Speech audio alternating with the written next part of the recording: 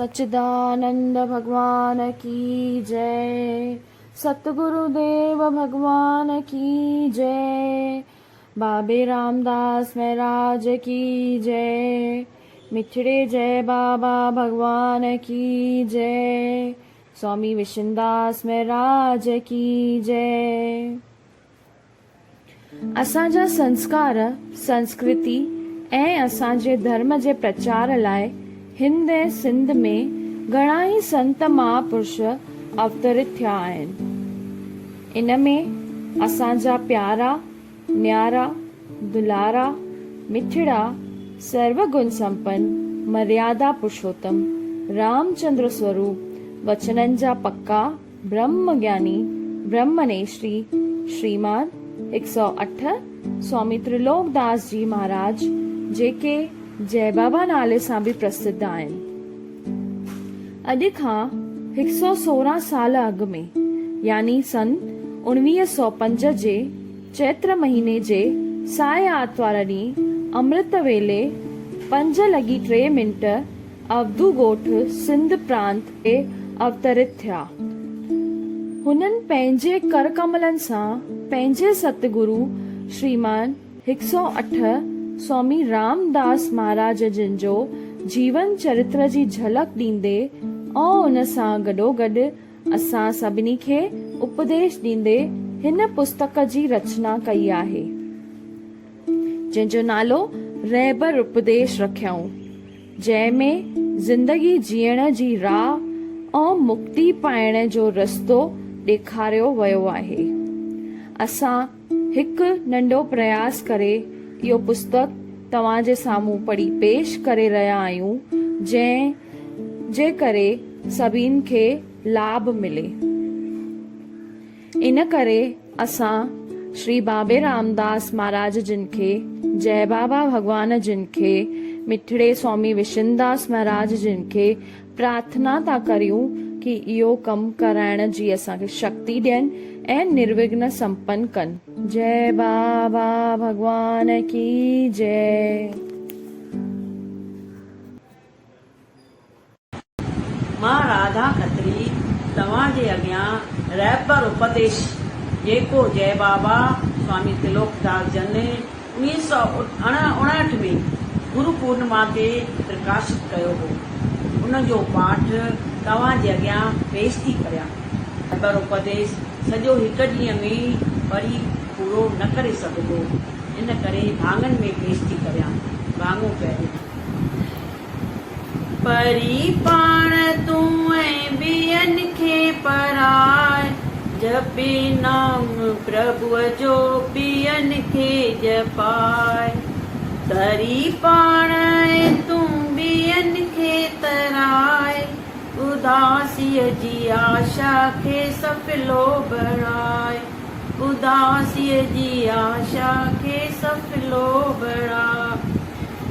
सच्चिदानंद भगवान की जय। सतचित श्रीमान 108 ब्रह्मनेष्ठी स्वामी रामदास साहिब जिन जो मुखसर जीवन चरित्र। दुआ। बाल यतीवर श्री गुरु गुरु रामदास को वंद, जास कृपा ते पावों पूरन सच्चिदानंद। छा लिखी कहिड़ो लिखां इन संत सालक जो बयान, गुणनि में भरपूर हो बेबहा निर्बल निधान। रहणी जंहिंजी सादी सदा ॼण त्याग जी मूर्ति हुआ, चवणी अमल वारी चई बेशक हुआ से ज्ञानवान। ब्रह्मनिष्ठा अहिड़ी हुई सभ में पे ब्रह्म ई ॾिठो, जात पात जो भेद भुलाए सभ जो कंदा हुआ सन्मान। संत वेर विरोध जो नाव न जन्मी, एकांत जा वासी निवृत्ति मार्ग में रही अखंड आनंद जो धारे ध्यान। कंहिंखे ताकता जो संतन जी महिमा कथे, वेद पिन वर्णन करण में की पिया बेज़ुबान।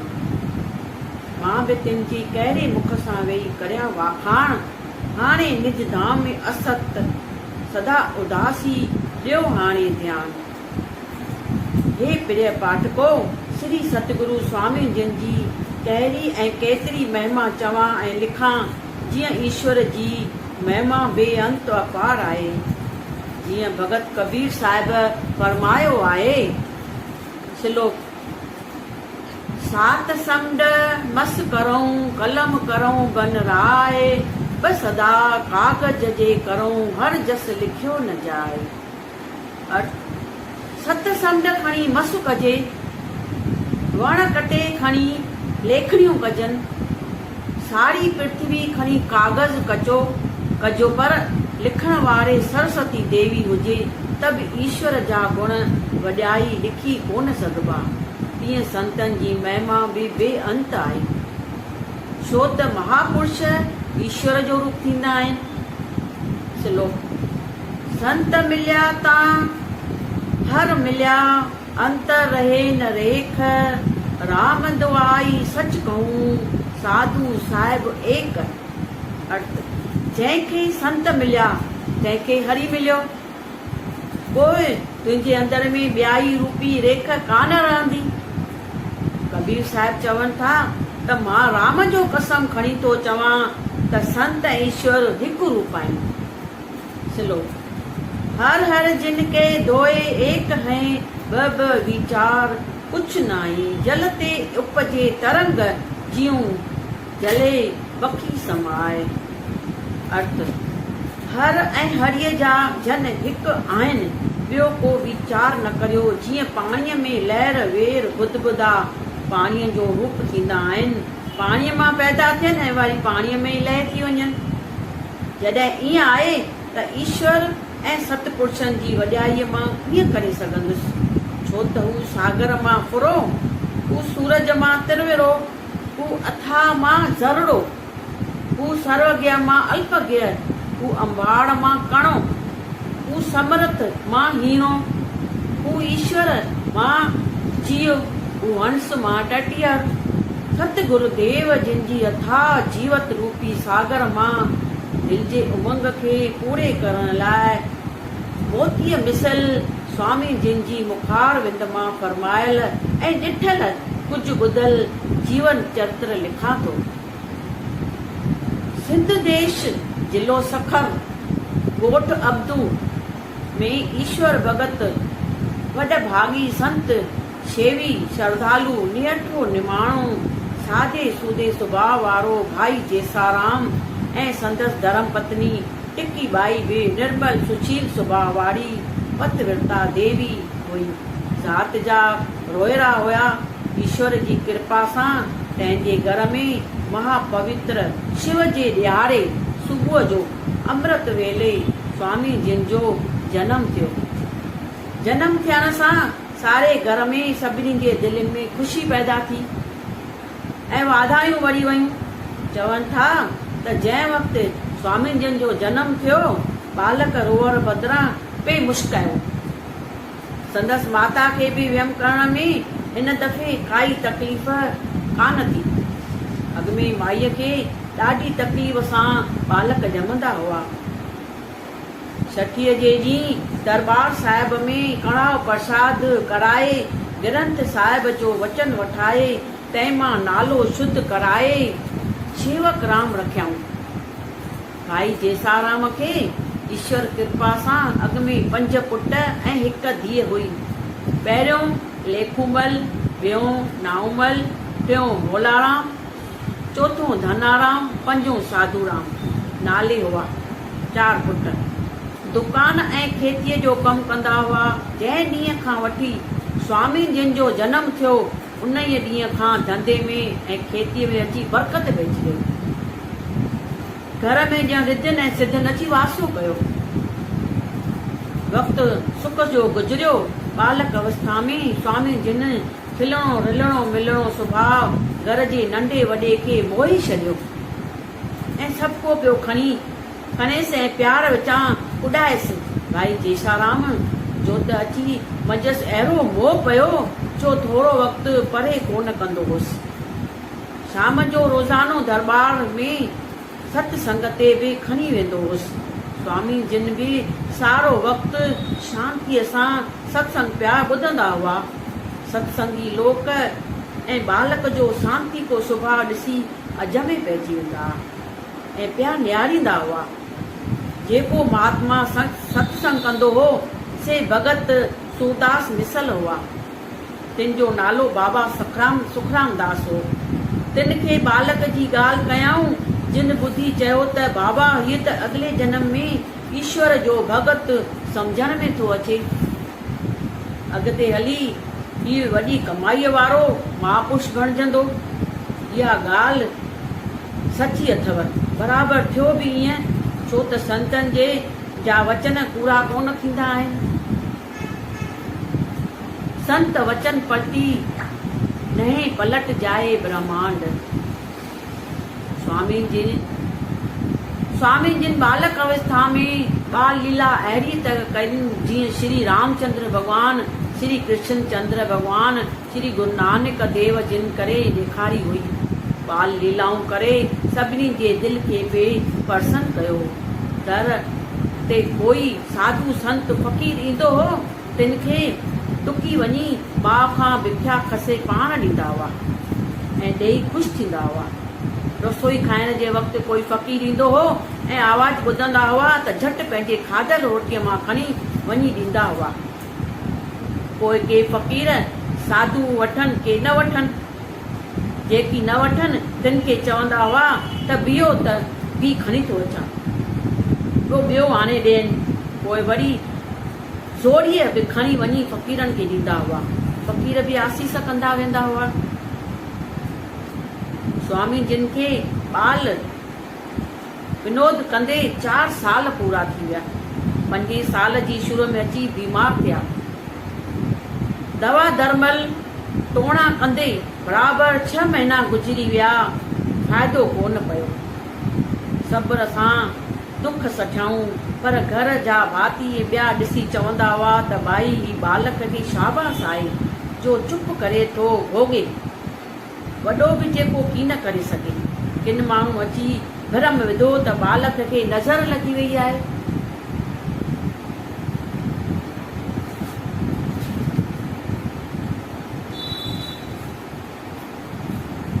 पोइ वरी उहे उपाउ वर्ताईंदा हुआ, पुछा गछा कंदा हुआ, काढाणा कढूं, रखियाऊं धागा। मतिलबु त जेकी पियो कोई चवे सो माउ पीउ पिया कनि, तॾहिं बि फ़ाइदो कोन पियो थिए।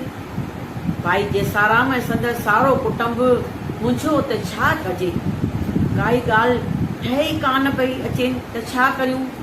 हिकु संत शेवी भाईअ चेटूराम चयनि त भाई हिकु कमु करियो, हिन बालक खे खणी वञी माई लेसूरी आश्रम में रहो, संत दया कंदसि, बालक ख़ुशि थी वेंदो।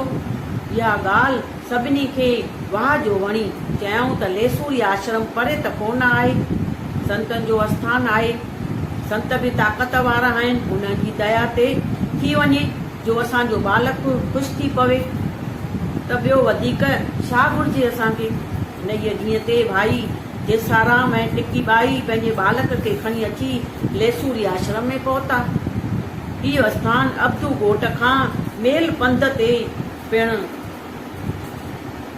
भरकण जे भरिसां विच जंगल में आहे। सखर ज़िले में मशहूरु आहे। साल में 2 दफ़ा मेलो पिणु लॻंदो आहे। हिकु श्री कृष्ण भॻवान जी जन्माष्टमी ऐं ॿियो गौरी ग्यारस जो। इन आश्रम जो पायो विझंदड़ हिकु महापुरुष योगीराज हो। ॻाल्हि कंदा आहिनि त इहे 3 महापुरुष योगीराज सिद्ध पुरुष पंजाब खां गॾिजी घुमंदे घुमंदे सिंध देश सखर में अची पहुता।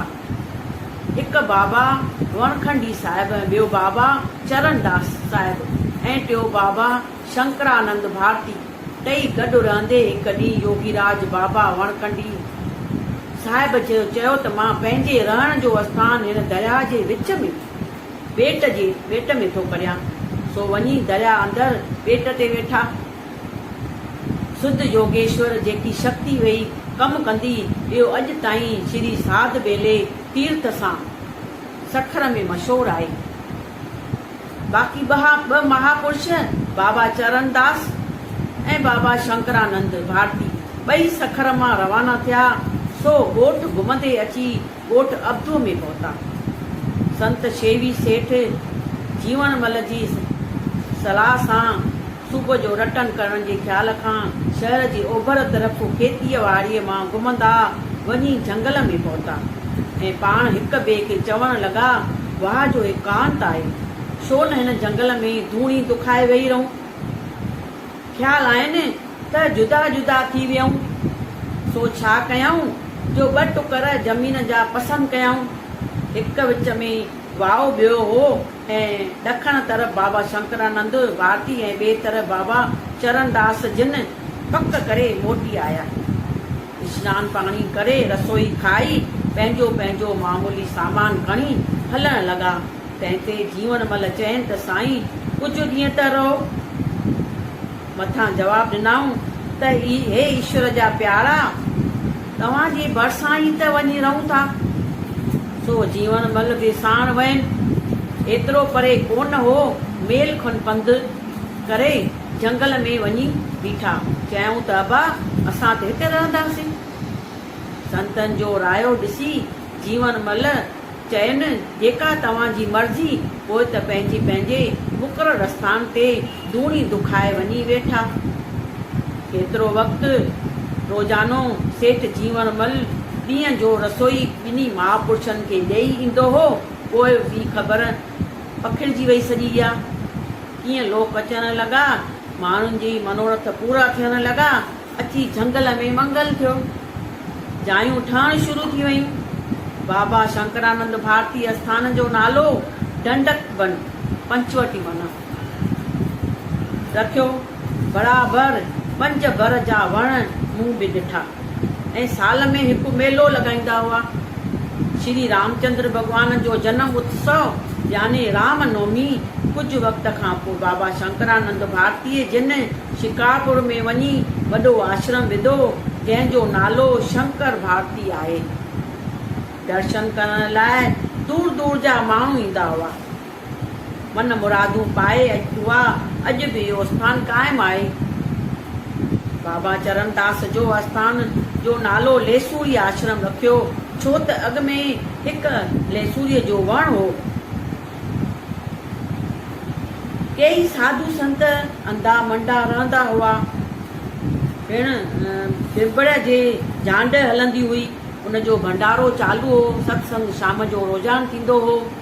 आसपास ॻोठनि जी ख़ल्क जाम पई अचे। धीरे धीरे ज़मीन ऐं खूह वया तयारु थींदा। सरकार तरफ़ां कुझु ज़मीन जी ढल जी माफ़ी मिलनि। साधन जे भंग पीअण लाइ 10 वेसा पंहिंजी भंग पोखण लाइ सरकारी तरफ़ां इजाज़त मिलनि। साधन जे संग जी भंग पीअण लाइ 10 वेसा भंग पोखण लाइ सरकार तरफ़ां इजाज़त मिलनि। बाबा चरणदास साहिब जिन ॾिठो त असांजो संगतो हाल भाई बाबा शंकरानंद भारती वञी शिकारपुर में रहिया आहिनि। सो मिलण जे ख़्याल खां बाबा चरणदास जे शिकारपुर में विया। उते पाण में मिलिया। तंहिं ते बाबा शंकरानंद भारतीअ चयनि, तव्हां बि हिते हिकु नंढो आश्रम विझो, छो त पोइ जल्द को ॿियो दर्शन थींदो। इहा ॻाल्हि बाबा चरणदास जी क़बूल कई। पोइ त हिकु प्रेमी भाई टेकचंद शिकारपुर जे श्रद्धालुअ खेनि लिखी दर अंदरि जॻह ॾिनी। आस्थान तयारु थी वियो। पोइ बाबा चरणदास जिन कुझु शिकारपुर में बि रहण लॻा। पे वक़्तु गुज़रियो। बाबा चरणदास जिन खे 2 मुख्य चेला हुआ, हिकु बाबा आरतराम ऐं ॿियो बाबा सखराम दास। बाबा चरणदास जिन जी देहांत खां पोइ उत्तराधिकारी माना गादी नशीन बाबा आरतमल जिन थिया ऐं वॾी कमाईअ वारो रिधिन सिद्धिन जा मालिक हुआ। बाबा सखराम दास जिन अब्दू ॻोठ में अची दरबार साहिब विधो। ओ सच्चिदानंद भगवान की जय, सतगुरुदेव भगवान की जय, बाबे रामदास साहिब की जय, मिठरे जय बाबा की जय, स्वामी विश्वनाथ महाराज की जय। तबई जो